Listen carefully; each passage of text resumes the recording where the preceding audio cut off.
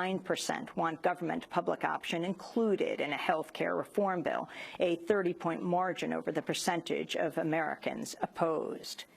The demand for food aid in the United States has seen the largest increase in nearly 2 decades. In a report this week, the U.S. Conference of Mayors says cities reported an average 26% rise in hunger assistance requests, the highest since new figures, meanwhile, show the U.S. prison population has reached an all-time high. According to the Justice Department, 2.3 million Americans were behind bars last year. The prison population grew less than 1%, down from an annual average of 6% growth during the previous decade. The Obama administration says it will extend the Wall Street bailout program for close to a year. On Wednesday, Treasury Secretary Timothy Geithner said the Troubled Asset Relief Program, known as TARP, will continue until October 2010. In California, a group of students at San Francisco State University have occupied a campus building in support of accessible, affordable education. The protest is the latest in a series of actions against fee hikes and budget cuts at California universities.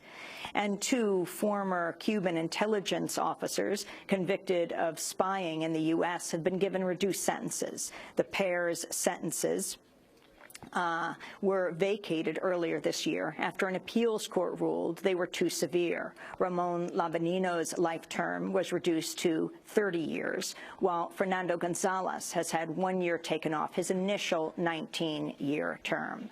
The part of the group known as the Cuban Five, who were convicted in 2001 for spying in southern Florida. The men say they weren't spying on the U.S., but trying to monitor violent right-wing Cuban exile groups responsible for attacks inside Cuba.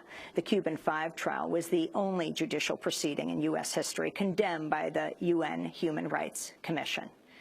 And those are some of the headlines. This is Democracy Now!, democracynow.org, the War and Peace Report. This is Climate Countdown.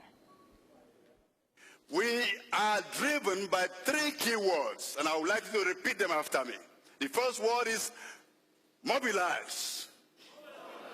Number 2 is resist. And to transform. Resist, mobilize, transform.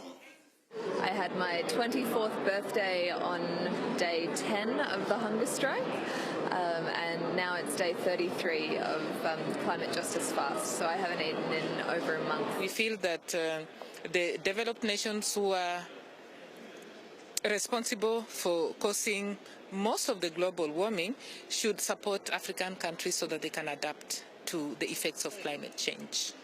We are watching you. You know what to do. The number has been set. Hey, the climate debt. Democracy Now!, democracynow.org, the War and Peace Report.